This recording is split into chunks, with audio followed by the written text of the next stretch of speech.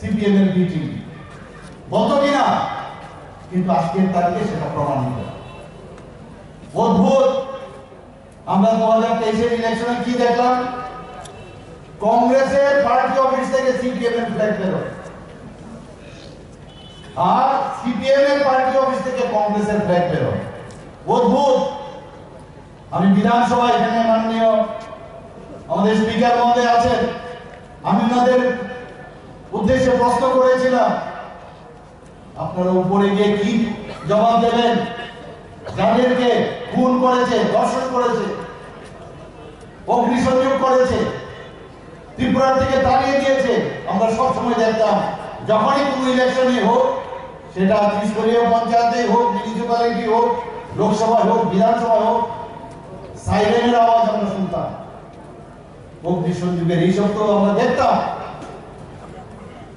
তাদের সাথে আপনারা হাত মিলিয়েছেন, রক্তমাখা হাতের সাথে আপনারা হাত মিলিয়েছেন। আমি এখনো বুঝি না কেন এখনো কিছু কিছু মানুষ তাদের পিছনে কেন যায়, আমি বুঝতে পারি না। এখন ভারতীয় জনতা পার্টি, আমাদের যারা গার্জিয়ান, আমাদের যশস্বী প্রধানমন্ত্রী নরেন্দ্র মোদীজি, আমাদের গার্জিয়ান ভারতীয় জনতা পার্টি, জেপি নাড্ডাজি সর্বভারতীয় সভাপতি, আমাদের গার্জিয়ান, আমাদের বর্তমান যিনি হোম মিনিস্টার অমিত শাহজি, যিনি আগে পূর্বে ভারতীয় জনতা পার্টি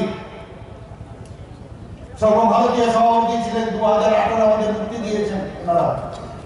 সেই জায়গায় দাঁড়িয়ে আজকে কেন মানুষ অন্যদিকে যাবে ভাববার বিষয়। কি প্রলোভন ওরা দেখাচ্ছে। ইতিহাস আপনারা দেখবেন না? ইতিহাস আপনারা, ইতিহাস হিস্ট্রি রিপিটস ইটসেলফ।